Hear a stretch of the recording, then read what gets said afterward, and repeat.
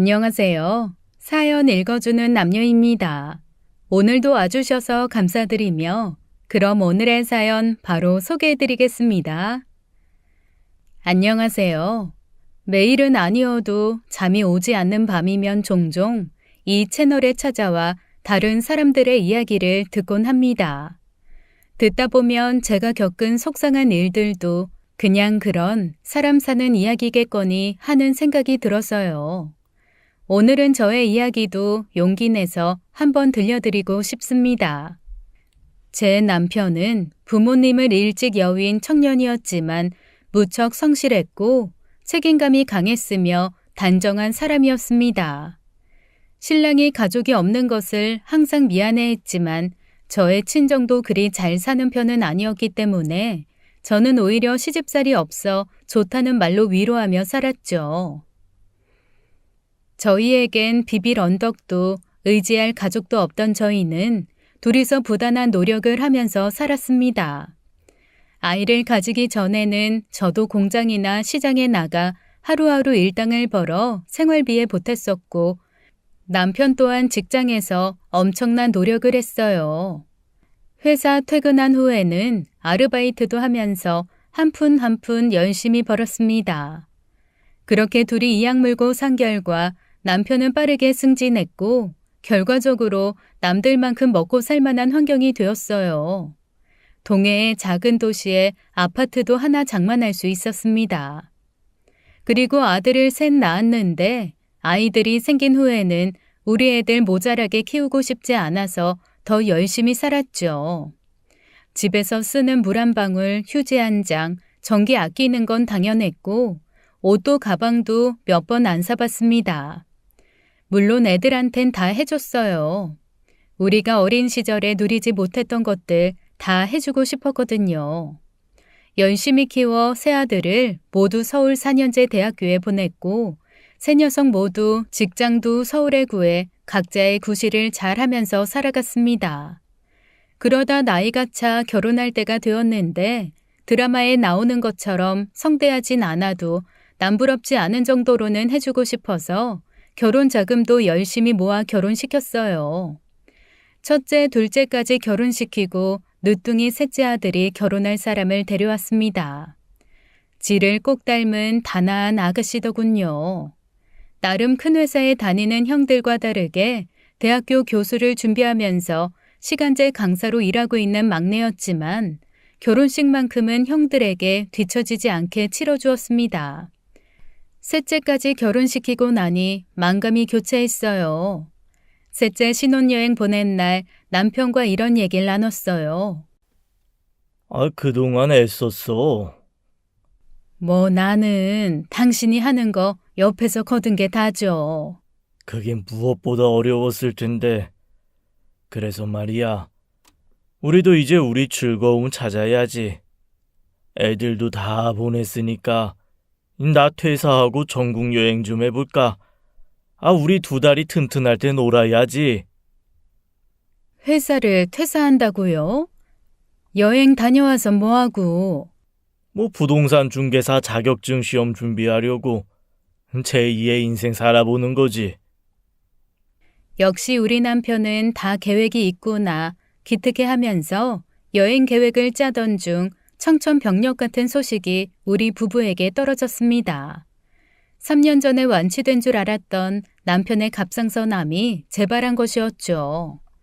그때는 암 크기가 작았고 수술도 어렵지 않았기 때문에 다른 암들에 비해 비교적 쉽게 나아 천운이라고 생각했었는데 3년이 지나 재발하다니. 서울의 유명한 병원에 바로 입원을 했지만 재발이었기 때문에 상황은 더욱 안 좋았습니다. 이미 이곳저곳 전이도 많이 된 상황이었어요. 최선을 다해 남편 곁에서 간호를 했지만 남편의 병세는 악화되어 가기만 했습니다. 합병증까지 와서 폐렴도 앓게 되었죠. 서울로 취업을 해서 서울에 신혼집을 차린 아들들도 남편의 병간호를 도왔습니다. 엄마, 들어가요. 오늘은 내가 있을게. 그냥 있는다고 될 일이 아니라 아빠 가래도 잘 빼줘야 되고. 뭐?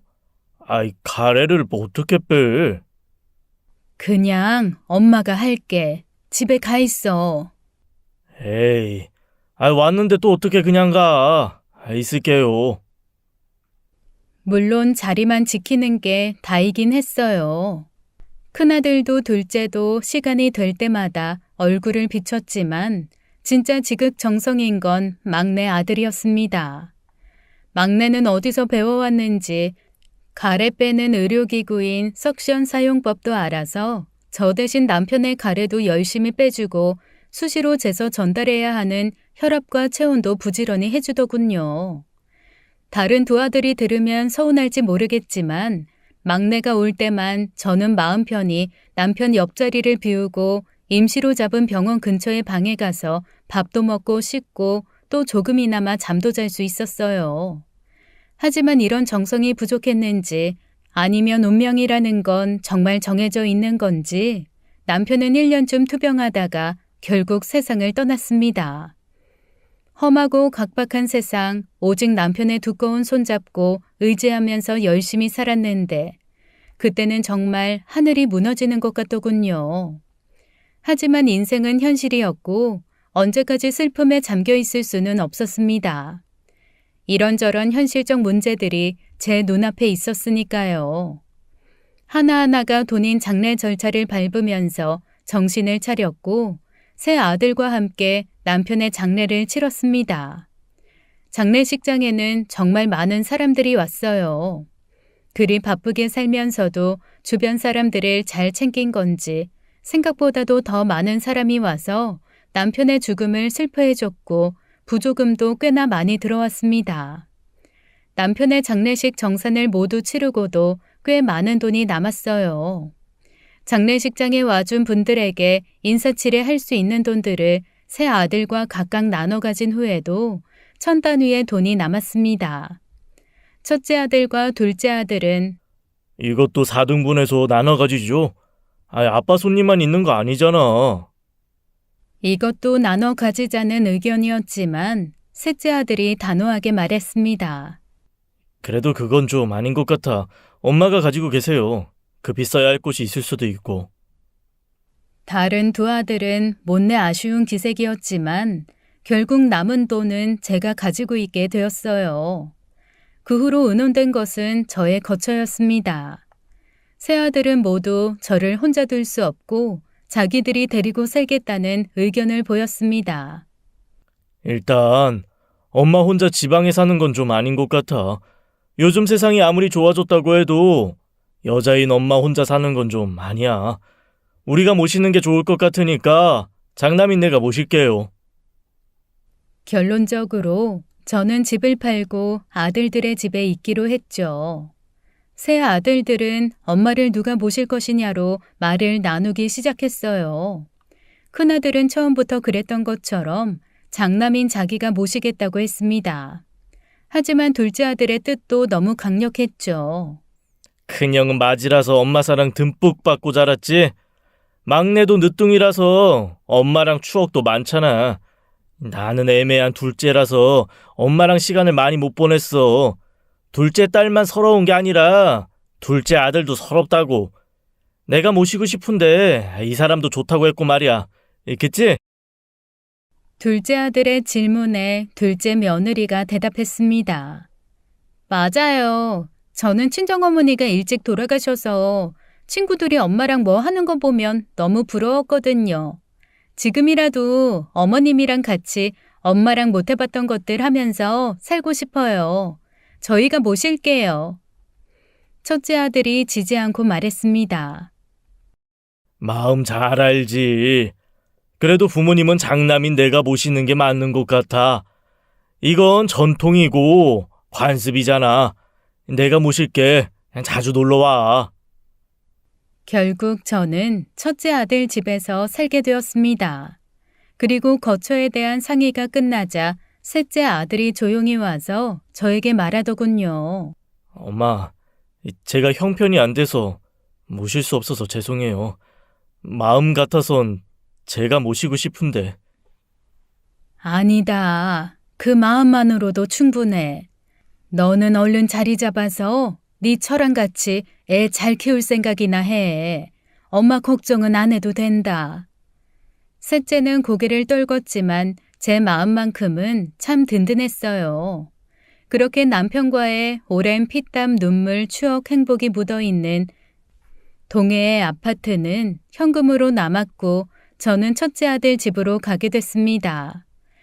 그리고 첫째 아들 집에서 묵게 된 첫날 밤 제 방문이 슬쩍 열려있는 걸 몰랐는지 아니면 제가 이미 깊이 잠든 줄 알았는지 작지 않은 목소리로 대화를 나누는 큰아들과 큰며느리의 말소리가 들렸습니다. 아유, 둘째 도련님이 모셔가는 줄 알고 시겁했네. 에이, 뭐 그렇게 둘 리가 있나? 당연히 장남인 내가 모셔야지. 근데 진짜로 재산 많은 거 맞지? 당연하지. 우리 아버지가 인생을 어떻게 살았는데 일은 열심히, 생활은 검소하게, 먹고 살만 했을 때도 투잡을 뛰셨다니까. 모아둔 돈은 몰라도 아파트 하나쯤은 더 있을걸? 그거 꼭 우리 거로 만들어야 되는 거 알지? 그러려고 엄마 모시고 온 거 아니야. 당신은 엄마 보필이나 잘해. 아주 솔직히 조금의 예상은 했지만 그냥 알고 있는 거랑 확인을 받는 거랑 정말 다른 거 아시죠? 그래도 조금의 희망과 믿음을 가지고 있었는데 결국 재산 때문에 나를 기꺼이 모시겠다고 한 거라니 정말 충격적이었습니다. 하지만 그래도 저는 꿋꿋하기로 했어요. 모르고 살다가 나중에 당하는 것보단 알고 당하는 게 낫다는 생각도 들었습니다. 큰아들과 큰며느리는 저에게 정말 지극정성이었어요. 어머니, 오늘은 뭐 드시고 싶은 거 없으세요? 어머니 좋아하시는 육회 좀 떠올까요? 아니, 오늘은 입맛이 없어서 괜찮다. 어머, 우리 어머니 입맛 없으면 안 되는데. 그럼 제가 시원한 물김치 한 사발 사올게요. 그거에 소면 말아서 드셔요. 입맛 없을 땐 그게 최고잖아요.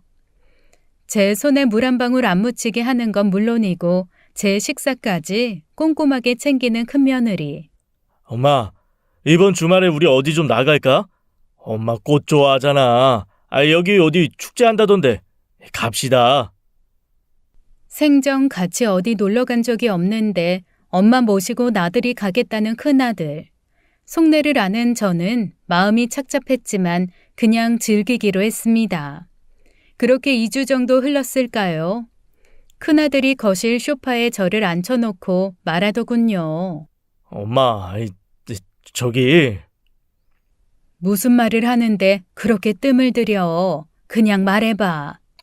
나 사실 회사 생활이 너무 힘들어서. 응? 회사 생활이 힘들어? 직장 생활이 나랑 잘 안 맞는 것 같아. 엄마도 아시다시피 내가 좀 대차잖아. 회사 생활하는 것보단 내 사업하는 게 좋을 것 같아서. 이 사람이랑 카페라도 차리면 좋을 것 같은데 어떠셔? 네가 그게 좋을 것 같으면 하면 되지. 근데 자금은 있는 거야? 그런 거 6개월은 먹고 살 수 있는 자본이 있어야 시작할 수 있다던데. 역시 우리 엄마 계산이 빠르네. 그래서 엄마가 돈을 좀 미리 주면 어떨까 하는데. 응? 돈? 나 돈 없어. 에이, 왜 이러셔? 아버지가 남긴 거 있을 거 아니야. 아파트 판 돈도 현금으로 남은 거 아니야? 아파트 판 돈 다 네 아버지 병원비 때문에 빚진 거랑 또 니들 결혼식 비용 때문에 빚낸 거 갚았지. 뭐? 아버지 병원비 보험비 있잖아. 네 아버지 성격에 보험 같은 게 있었겠니? 10원 한 장도 아끼는 양반이었는데 무슨 보험? 다른 부동산도 없고? 아들 새 키우느라 등골 빠지는 집에 부동산이 또 어딨어? 그때 아들의 얼굴을 설명하자면 화산이 따로 없었습니다. 얼굴은 시뻘개져가지고 울그락불그락 머리에서 김이 나는 것 같더군요. 그 표정을 보니 뭔가 좀 통쾌하면서도 씁쓸했습니다. 만감이 교차했죠. 저에게 남겨진 유산이 없다는 걸 안 큰아들 부부의 태도는 그날부터 확 달라졌어요. 입맛 살리시라고 사다 주던 동치미는 개뿔, 김치라도 주면 다행이었습니다. 거의 맨밥 같은 밥을 내어주곤 했는데 저도 상전 노릇하려고 이 집에 살고자 한 건 아니었기 때문에 제 밥은 제가 차려 먹곤 했죠. 물론 며느리가 어머니, 냉장고에 손대지 마시라고요. 제가 정리 다 해놓은 건데. 참, 아휴. 면박을 주긴 했지만 그럴 때면 저도 지지 않고 냉장고가 지저분해서 정리한 건 줄 몰랐다 얘. 다음부턴 조심하마. 대꾸를 해주었습니다. 하루는 제가 홈쇼핑을 보는데 둘째 손주에게 사주면 좋을 것 같아서 구매 방법을 큰며느리에게 물어봤거든요. 근데 에휴, 어머니 이런 거 사는 법도 모르세요? 게다가 저희 거 뭐 사주시는 것도 아니고 둘째네 조카요? 아니 애들 장난감이잖니. 서운하면 미리 사주랴?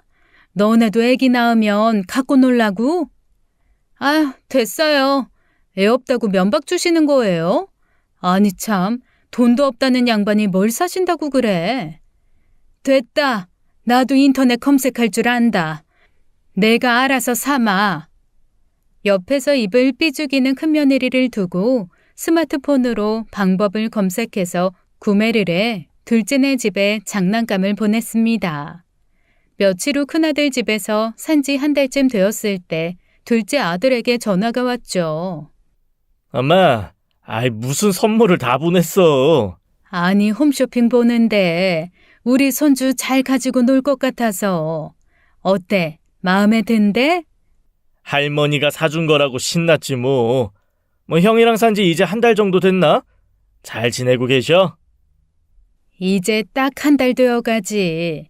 왜? 데리러 오게? 나는 너무 좋지. 아무리 생각해도 내가 모시고 싶은데 말이야. 나 엄마 밥도 먹고 싶고 이 사람도 애 유치원 가면 심심하다고 뭐 엄마랑 수다 떨면서 커피도 마시고 그러고 싶다는데 우리 집으로 오셔. 네 형이랑 말해볼까 그럼? 큰아들 집에서 산 지 딱 한 달이 되던 날 저는 짐을 싸서 둘째 아들 집으로 향했습니다. 큰아들은 당연히 반갑고 신난 기색이었죠.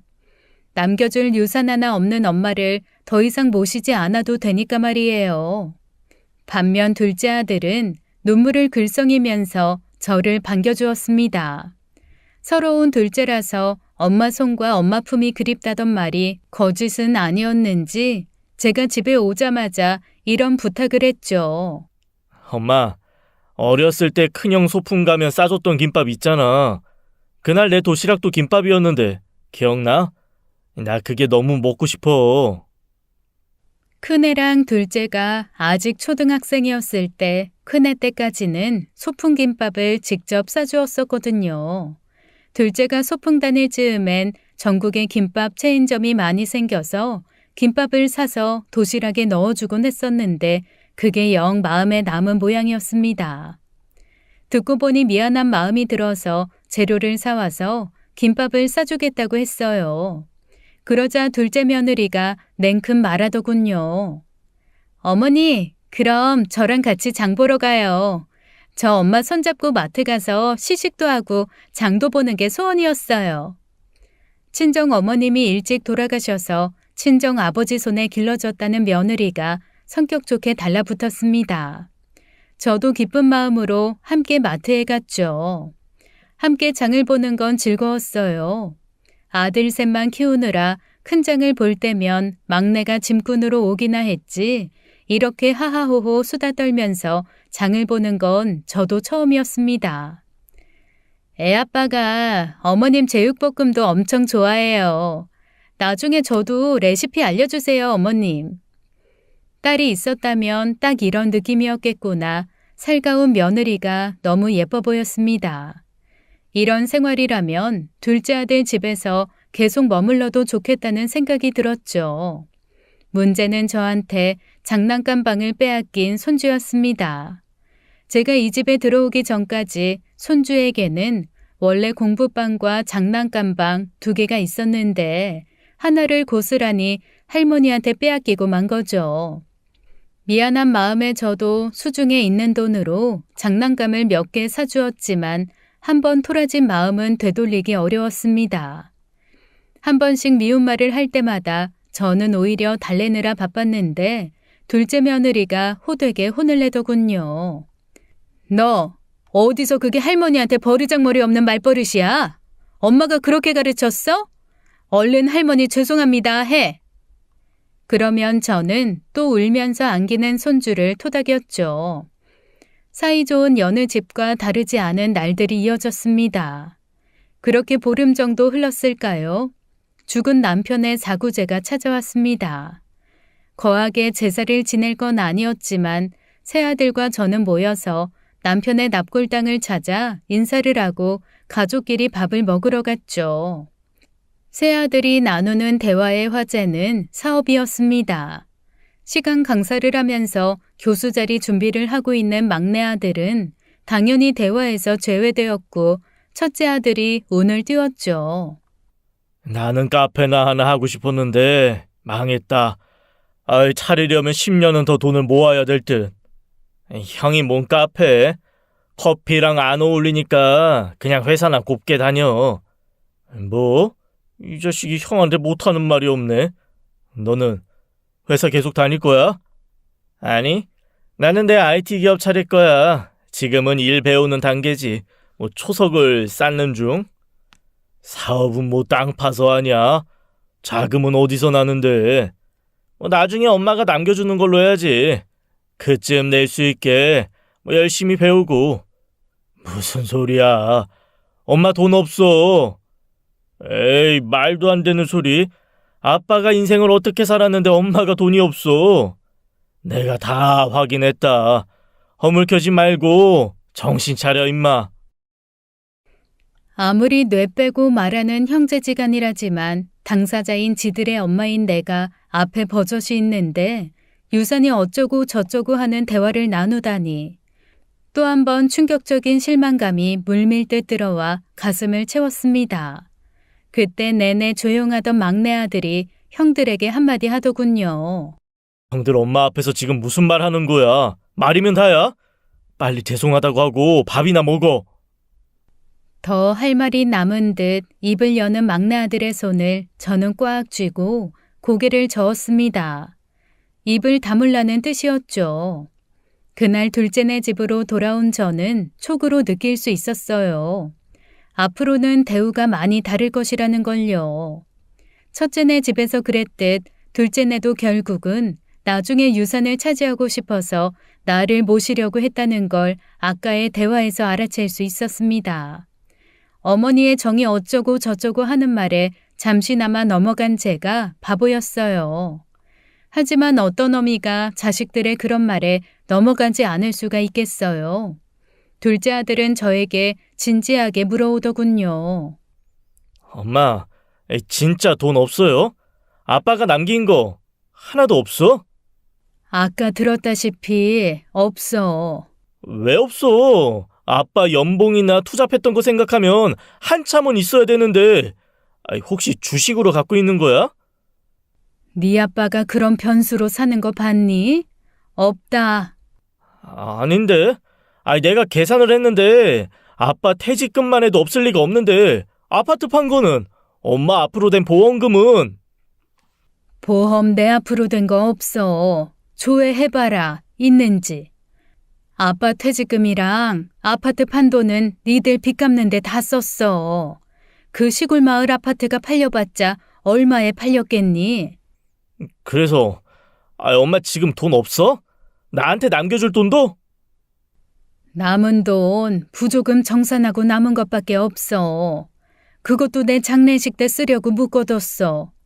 나는 네 아빠처럼 친구가 많질 않아서 너네한테 폐 안 끼치고 죽으려고. 어쨌든 결론은 엄마 돈 없다는 거네? 몇 번을 말하니? 둘째 아들의 표정은 같은 대화를 했던 날 첫째 아들의 표정보다 볼만했습니다. 첫째 아들의 표정이 작은 화산 수준이었다면 둘째 아들의 표정은 대형 화산이었죠. 다른 점이 또 있었는데 그 대화를 듣고 있던 며느리의 표정도 아주 볼만했다는 겁니다. 어이없다는 듯이 피식피식 웃는데 저는 순간 우리 둘째 며느리가 드라마 속에서 연기를 하는 줄 알았습니다. 그 정도로 소름 끼치는 웃음이었죠. 그 이후 저를 향한 두 사람의 태도는 당연히 180도 달라졌어요. 첫째네 애들은 그래도 어미 취급은 해줬는데 엄마의 정이 그리웠다던 둘째네 부부는 어미 취급이 뭔지도 모르는 것 같았습니다. 날이 영하로 떨어져서 전국에 추위경보가 울렸던 날, 방 온도가 너무 낮았는지 이불을 꽁꽁 싸매도 춥길래 거실로 나가 둘째 며느리한테 물어봤죠. 혹시 여기 방 온도는 어떻게 올리니? 너무 춥다. 어머, 어머님, 요즘 난방비 비싼 거 아시잖아요. 저희도 참고 사니까 어머니도 좀 참으세요. 그러기엔 거실은 온기가 싹 도는 것 같았습니다. 거실은 따뜻한 것 같은데? 원래 남의 떡이 커 보이는 법이잖아요. 저희 돈 없어서 난방 줄이고 산 지 좀 됐어요. 뭐라고? 겨울 된 지 얼마나 됐다고? 어머니 아들이 어머니 유산 믿고 돈을 펑펑 써대서 돈이 없어서요. 그렇구나. 그럼 기분 탓이라도 느끼게 오늘은 거실에서 좀 참아. 황당해하는 며느리 표정을 보면서 속 시원한 반, 씁쓸한 반의 감정을 느껴야 했죠. 비슷한 일들이 많았습니다. 방에서 조용히 영상을 보다가 집이 너무 조용해서 거실로 나가봤는데 아까까지만 해도 떠들썩하니 같이 텔레비전을 보던 아들과 며느리 손주가 안 보이더군요. 나갔나 보다 하고 방에 들어가려다가 문득 출출해서 뭐 먹을 게 있나 봤습니다. 딱히 먹을 만한 게 없더라고요. 반찬으로 해먹을 것도 없고 마침 라면이 있어서 오랜만에 라면 좋지라는 생각으로 라면을 끓여 김치랑 맛나게 먹었습니다.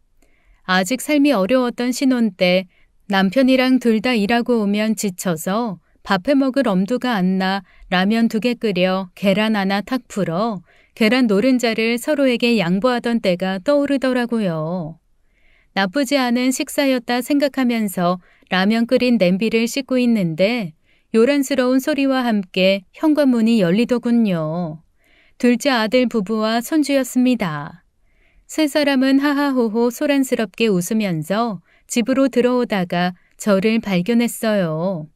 제가 거실에 있을 줄 몰랐다는 표정이었죠. 어디서 고기 냄새, 그것도 소고기 냄새가 폴폴 나는 것 같았습니다. 그때 마침 손주 녀석이 저한테 와서 말하더군요. 할머니, 우리 되게 맛있는 거 먹고 왔지롱. 아빠가 새로 생긴 가게에서 소고기 사줬어요. 엄마가 그러는데 돼지고기보다 소고기가 10배, 100배 더 비싸대요. 새로 생긴 소고기집이라면 저도 오며 가며 몇 번 본 적이 있었습니다. 툭불 한우만 취급한다던 고급 소고기집이었죠. 그제야 머릿속에 느낌표가 돌았습니다. 사실 마음 한구석에 유산에 대한 미안함이 있었거든요. 정말 그래서 돈이 없는 걸까? 부족하게 살고 있는데 내가 한몫 거둔 건 아닐까? 하지만 그게 아니라는 걸 깨달았습니다. 마지막까지 붙잡고 있었던 아들에 대한 믿음이 사라져서 손이 떨리던 그때 우리 둘째 며느리가 최종 발언을 했어요.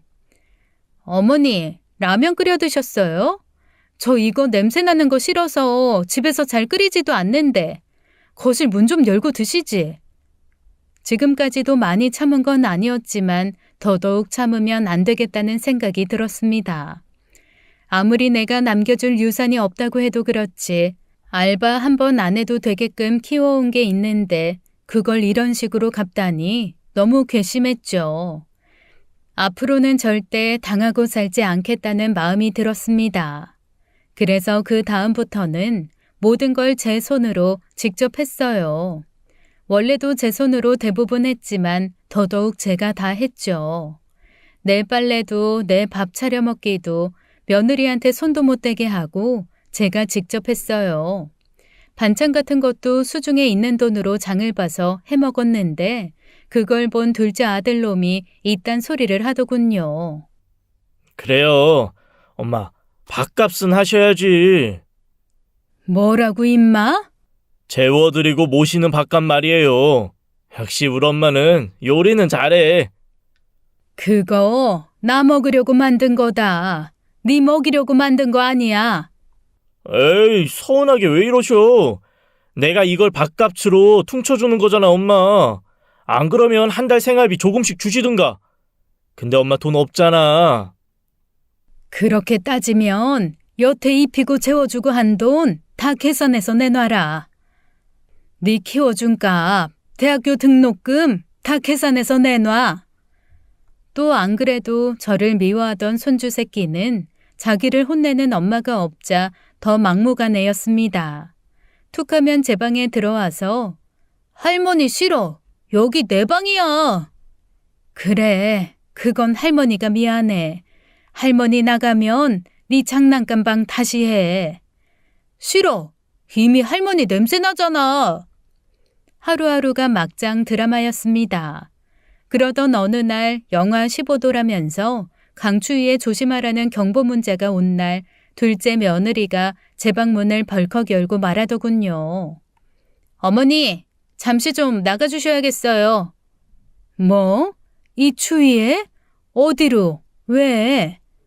집에 중요한 손님이 올 거라서요.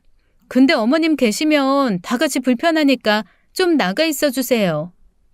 아니, 이 추위에? 나 딱히 가 있을 곳도 없는데. 그러게, 여기 보름 넘도록 사시면서 친구 하나 안 사귀고 뭐 하셨어요? 집 밖으로 나가서 노인들이랑 인사도 좀 하고 하시지.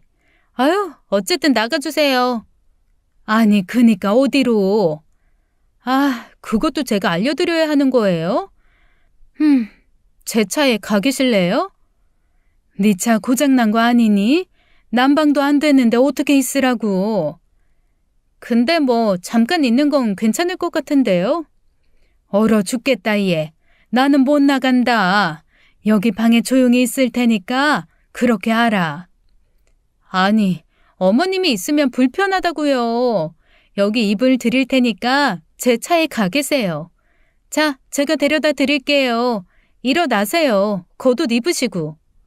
그렇게 얼떨결에 끌려 아파트 지하 주차장까지 갔습니다. 황당했죠. 이 엄동설안의 지하 주차장에 있는 고장난 지차에 있으라니 얼어 죽으라는 얘기나 마찬가지였어요. 아니 얘 봐라 이 추운데. 아니 왜 엄살이에요. 이보다 더한 추위에도 저기 역 가면 노숙자분들 안 얼어 죽고 잘 계시거든요. 내가 노숙자니? 얘가 말하는 거... 둘째 며느리는 제 말을 끊고 이불을 쥐어준 채 가버렸죠. 그때 바로 경보 문자가 왔습니다. 한파주의보, 오늘 밤 영하 15도, 노약자는 특히 외부 활동을 삼가주세요. 며느리 핸드폰에도 분명히 이 경보 문자가 왔을 텐데 별다른 생각이 들지도 않는 것 같았습니다. 저는 일단 이불을 가지고 차 안으로 들어갔죠. 생각할수록 너무 황당했어요. 여러 가지 생각이 들었습니다. 이건 정말 선 넘었다. 둘째 아들도 이런 걸 알까 모를까. 알면 뭐하고 모르면 뭐하나 결국 지 마누라랑 똑같은 놈인데. 일단은 셋째 아들에게 전화를 걸었습니다. 그리고 사정을 설명했죠. 막내는 극대노를 했습니다. 엄마, 근데 왜 그러고 있어? 그러지 말고 그냥 우리 집으로 와요. 아니야. 그래도 한 달은 있어봐야지. 아니야. 더 볼 것도 없고 그냥 우리 집으로 와. 머물 방이랑 이런 건 내가 어떻게 해볼게. 아니야. 일단 엄마 오늘만 좀 어디서 지내면 될 것 같은데. 내가 근처에 호텔 예약해줄게요. 예약하고 알려줄게. 기다려요. 그리고 10분 후 아들에게 다시 전화가 왔습니다. 엄마, 거기서 한 8분 걸으면 있는 땡땡 호텔 있거든? 엄마 이름 말하고 신분증 주면 되는데 신분증 챙겨서 나왔어요? 아니면 모바일로 받으면 될 텐데. 우리 셋째 막내 아들이 상세히 알려줘서 저는 차디찬 고장난 차 안 대신 좋은 호텔에서 1박을 할 수 있었습니다. 룸서비스로 괜찮은 음식도 시켜 먹고 품질 좋은 침대포에서 추위 대신 포근함과 함께 잠들 수 있었죠. 다음 날 오전 잠에서 깬 시간은 9시였어요. 혹시나 며느리가 차 확인하러 왔을까 싶어 급히 발걸음을 옮겼습니다. 하지만 차에는 누가 왔다 간 흔적이 없어서 저는 바로 집으로 올라갔어요. 난장판이더군요. 거실에는 술병이 이리저리 굴러다녔고 안주로 먹은 듯한 각종 배달 음식들이 쓰레기랑 같이 엎어져 있었습니다. 그리고 거기에 제 둘째 아들이랑 며느리도 같이 굴러다니고 있더라고요. 대학 CC인 두 사람이 대학 동기들이랑 한판 벌인 분위기였습니다. 고작 대학교 동기들이랑 편히 놀려고 어미를 지하 주차장으로 내쫓다니 둘째 부부의 비정함에 한숨이 나면서도 이대로 있으면 내가 이걸 치워야 될 것 같다는 생각이 들었습니다. 그래서 재빨리 제 방으로 들어가 이불을 펴고 누웠죠. 아니나 다를까 30분 정도 지나자 아들이랑 며느리가 제 방문을 두드리더군요. 엄마, 나 너무 힘든데 이것 좀 치워줘. 어차피 하는 일도 없잖아. 어머니, 술판 좀 정리해 주시면 안 돼요? 나 어제 밤새도록 차에서 떨었더니 아무래도 독감인 것 같구나. 올마도 괜찮니? 일에 지장 없겠어? 두 사람은 아주 기겁을 하면서 문을 쾅 닫고 나갔습니다. 손주가 제 방문을 열려고 해도 그 방문 열지 마. 할머니 보지 마. 큰 소리가 제 귓가를 때렸죠. 아무리 가짜로 아픈 거지만 그래도 지 엄마가 독감이라는데 약 하나 주지 않는 아들을 보면서 또 한 번의 실망감도 느껴야 했습니다. 하루하루 지날수록 아들에 대한 실망감과 슬픔이 점점 무뎌지는 것 같았어요. 그러던 어느 날 똑같은 일이 또 한 번 일어났습니다. 이번에 둘째 아들의 직장 동료들이 오는 것 같았어요. 그래서 또 네 차에 가서 하룻밤 자고 오라고? 저번에도 잘 계시다 오셨잖아요. 그때 나 독감 걸려서 고생한 거 잊었니? 오늘은 그때보다 날이 따뜻하잖아요. 이불도 더 두꺼운 걸로 드릴게요. 어이가 없었지만 더 이상 말다툼도 하기 싫고 저야 또 다른 곳에서 1박하면 되니까 며느리가 주는 이불과 차키를 받아들고 집을 나왔습니다. 그리고 차 안에 이불을 넣어두곤 저번에 셋째 아들이 예약해준 호텔로 갔죠. 이번엔 셋째 아들의 도움 없이 수중에 챙겨뒀던 돈을 이용해서 제 손으로 현장에서 예약해서 방을 받았어요. 예약한 방에 들어와 가만히 누워 생각을 해보니 이래저래 복잡한 감정이 들었습니다. 이게 어떤 감정인지 차분히 헤아려 보니 화도 아니고 짜증도 아니고 슬픔이더라고요. 그래도 남부럽지 않게 키운다고 열심히 키웠는데 내 착각이었나? 알고 보니 사실 내가 잘못 키운 거였나? 첫째, 둘째 둘 다 이러니 이건 내가 잘못 키운 게 맞는 것 같다. 아등바등 키워온 대가가 쓸모없는 노인 취급이라니. 유산 그놈의 돈이 없다는 이유 하나로. 남편도 많이 보고 싶었어요.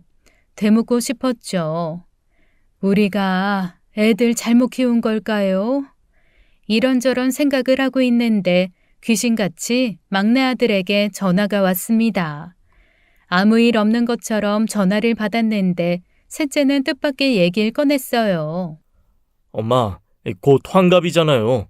어떻게 보내고 싶으세요? 아버지 사구제도 지났고 2달 다 되어가니까 요란하게 해도 될 것 같아서. 아버지도 그걸 원하실 것 같고. 잊고 있던 나의 생일 환갑. 문득 두 아들들에게 보여주고 싶다는 생각이 들었습니다. 나 니들이 무시할 사람 아니다. 후회 좀 해봐라. 그래서 환갑잔치를 좀 크게 하고 싶단 마음이 생겼죠. 그래, 나 환갑잔치 좀 크게 하고 싶어. 비싼 뷔페랑 장식도 좀 화려하게 하고.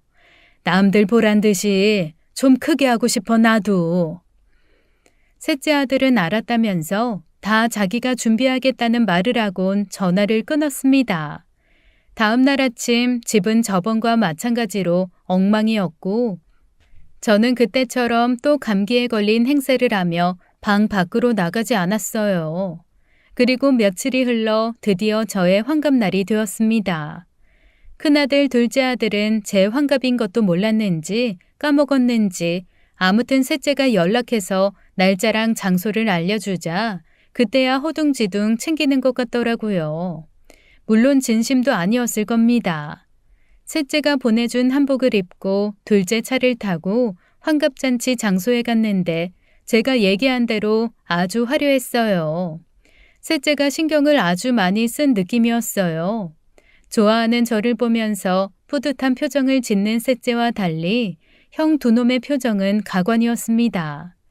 첫째는 숨기지 않고 셋째에게 말했죠. 야, 이게 다 얼마야? 이런 걸 왜 상의 없이 너 혼자 해?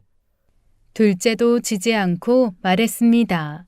우리 형편에 이런 환갑잔치가 말이 돼? 그냥 고기나 구워 먹고 끝낼 일이지. 호텔 주방장의 뷔페.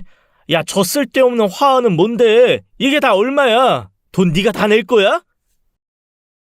또 시작된 둘째의 돈 타령에 이 돈 다 내가 낼 거다. 니들 돈 100원 한 장도 필요 없다. 외치려던 차에 셋째가 제 손을 꽉 잡고선 두 형들을 향해 말했습니다. 이거 내가 이미 계산 끝났어. 형들은 돈 안 내도 돼. 그리고 내일이면 엄마 둘째 형 내서 산지 한 달이지. 내가 오늘 우리 집으로 모시고 갈게. 내가 모실게, 엄마. 셋째의 발언에 첫째와 둘째 모두 놀란 눈치였지만 놀란 것보단 기쁜 마음이 더 커 보였습니다. 아직 넉넉지 못한 셋째 사정을 빤히 아는지라 저는 다른 두 놈이 없을 때 셋째를 붙잡고 물었어요. 네가 무슨 돈이 있다고 이런 걸 했어. 엄마 미안하게. 그냥 내가 내 돈으로 했다고 하고 큰 소리 치려고 했지 엄마는. 엄마, 돈 있는 거 형들이 알면 안 돼요. 아직 아닌 것 같아, 엄마. 이게 무슨 소린가 하시는 분들 계시겠죠? 사실 여기엔 셋째 아들과 저만 아는 비밀이 숨겨져 있습니다. 우리 남편의 암이 재발한 거라는 건 아까 말씀드렸죠. 갑상선암은 그나마 완치율이 좋다고 하더니 수술과 치료 끝에 남편은 일단 다 나았습니다. 병이 다 나은 건 경사였지만 저와 남편은 아들들의 됨됨이를 보고 말았죠. 3년 전 남편은 자신이 암에 걸렸는데도 아빠가 사망보험을 들었는지 혹시 부동산 같은 걸 해놓은 건 없는지를 은밀히 물어보는 첫째 아들과 둘째 아들에게 크게 상처를 입었습니다. 그래서 완치 판정을 받았을 때 모든 재산을 현금화시켜서 제 이름으로 만들어 놓고 혹시나 하는 염려에 사망보험을 하나 들어서 그때도 혼자서 헌신적으로 남편을 돌본 셋째 아들 앞으로 돌려놓았죠.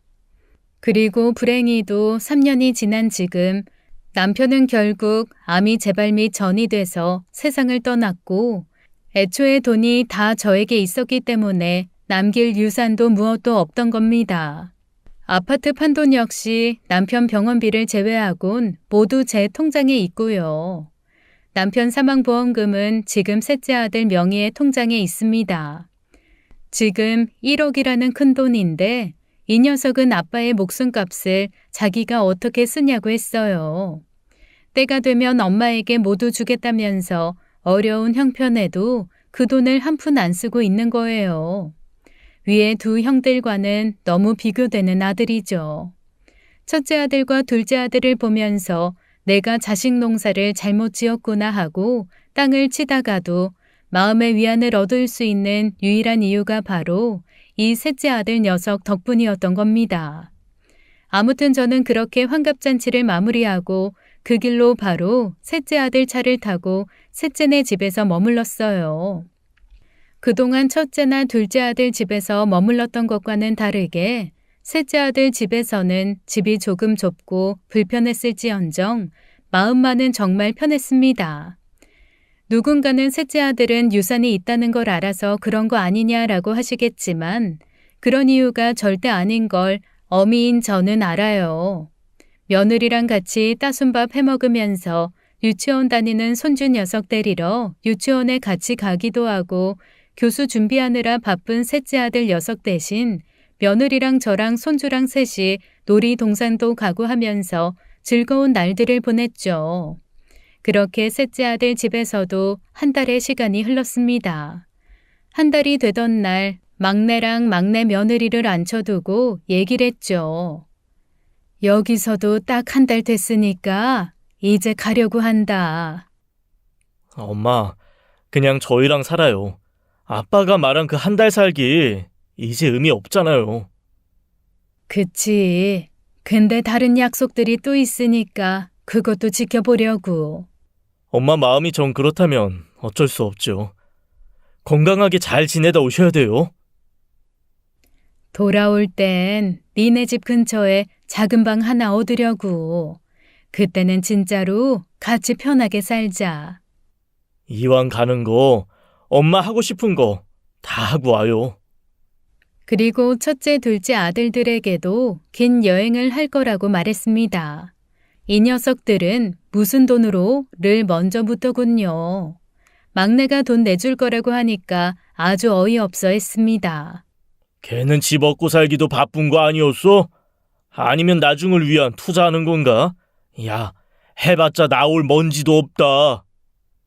끝까지 저러는 모습에 화가 나서 제가 가지고 있는 것들을 다 까버리고 싶었지만 셋째 아들이 적어도 10년이 지나 형들이 유류분 소송을 걸 수 없을 때 그때 사실을 밝히라면서 제 손을 또 꽉 잡아주었습니다. 이 녀석 어렸을 때부터 말도 없고 고집이 있는 게 지아빠를 꼭 닮았다 했는데 커서도 지아빠 닮은 건 여전하네요. 시간이 좀 흐른 후 남겨줄 유산이 없다고 했을 때보다 더 큰 화산 같을 두 아들 녀석의 표정도 상상되고 이런 상상을 하면서 조금 고수어하는 제가 슬프기도 하고 그럽니다. 아무튼 저는 그때 못다한 국내 여행을 시작했어요. 지금도 전국을 떠돌면서 계절감 있게 여행을 하는 중이에요. 겨울엔 제대로 눈과 추위, 겨울만의 청량함을 즐겼고 요즘은 하나둘씩 고개를 내미는 꽃을 즐기고 있습니다. 손에는 남편 사진을 항상 가지고 다니죠. 셋째 집에서 편히 살지 굳이 여행을 다니며 고생을 하냐는 분들도 계실 것 같은데요. 제가 굳이 아들들 집에서 한 달 살기를 하고 전국 여행을 시작한 이유인 우리 남편의 마지막 편지를 공개하면서 인사를 드리겠습니다. 제 사연을 들어준 여러분이 행복하면 좋겠습니다. 여러분 하고 싶은 거 다 하면서 사세요. 평생을 함께한 나의 당신에게 보내는 편지. 안녕 여보. 끝이 얼마 남지 않다는 걸 느끼면서 당신에게 편지를 씁니다. 사람은 원래 죽기 전에 생각도 반성도 많다고 하던데 내가 딱 그 모양인 것 같군요. 진작 반성도 좀 하고 스스로를 되돌아보면서 살았어야 했는데 말이야. 내가 25살 때 당신을 처음 만났지. 그땐 참 꽃같이 고운 당신이었는데 지금 당신 손을 보면 그 주름이 다 내가 만든 고생의 흔적 같아서 미안하네. 부족하게 살았기에 남부럽지 않게 살고 싶었던 건 내 욕심이었는데 당신에게도 덩달아 고생을 강요한 것 같아서 미안하고 또 나의 뜻과 욕심을 따라와 준다고 이 모진 소리 한번 못하고 나와 함께 해준 당신에게 참 고마워.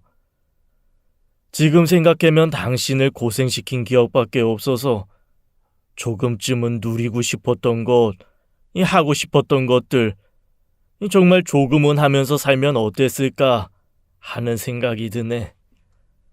즐거운 기억이라고 하면 첫째 아들 녀석이 태어났을 때, 둘째 아들이 처음 엄마 소리를 했을 때, 셋째 아들이 일어나서 걷기 시작했을 때 그런 순간들이랄까. 이것들 모두 자식들에 대한 기억이지. 우리가 우리를 위해서 쓴 시간이나 행복, 그런 사소한 즐거운 기억이 우리에겐 없잖아. 당신 두고 가려니 이런저런 걱정들이 참 많아. 특히 걱정되는 건 우리 아들 녀석들이네. 3년 전 내가 처음 암에 걸렸을 때를 기억해. 나는 그때 두 녀석에게 상처를 받기도 했지만 내가 떠난 후 그 두 녀석이 당신에게 어떻게 할지가 눈에 보였어. 그러질 않길 바라지만 아마 내 느낌이 맞겠지. 그래서 3년 전에 내 모든 재산을 현금으로 돌려서 당신 이름으로 만든 통장에 넣어놨어. 부디 두 녀석 모르게 잘 지키면서 당신이 편히 살았으면 좋겠네. 막내 녀석 결혼시키고 우리가 했던 약속 기억해. 전국 팔도를 돌아다니면서 늦은 호강 좀 하자고 했지. 아들 녀석들 집에서 부모 대접도 받으면서 한 달씩 살아보기도 하고 말이야. 이제는 다른 의미로 새 녀석 집에서 한 달씩 살아보면 좋겠어. 과연 당신을 책임지고 지켜줄 수 있는 녀석들인지 아닌지 한번 지켜보는 게 좋을 것 같아. 판단은 당신의 몫이겠지. 당신을 남기고 가는 주제에 해줄 수 있는 조언이 이것뿐이라 미안합니다.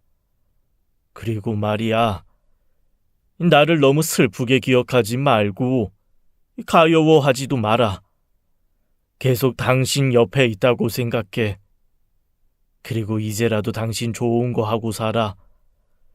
봄에는 꽃을 보고, 여름엔 차가운 계곡에 발도 담가보고, 가을엔 신선한 가을바람 맞으면서 단풍도 좀 눈에 담고, 겨울엔 있는 그대로의 추위를 느끼면서 하얀 눈밭을 구경해도 좋겠지. 모두 같이 했으면 좋았겠지만 당신이라도 꼭 누렸으면 좋겠네. 그동안 하고 싶었던 것 다 해보고 남들이 좋다는 것도 다 겪어보고 지겨울 만큼 즐길 것 다 즐겨본 후에 이쯤이면 삶에 미련이 없다 싶을 때 그때 우리 다시 만납시다. 내 당신 오는 길 외롭지 않게 여기 길목에서 아프지 않은 몸으로 양팔 가득 벌려 당신을 기다리고 있겠소. 사랑합니다. 행복해야 하오. 지금까지 사연 읽어주는 남녀였습니다. 끝까지 시청해주신 여러분 감사드리며 저희는 다음 사연으로 돌아올게요. 감사합니다.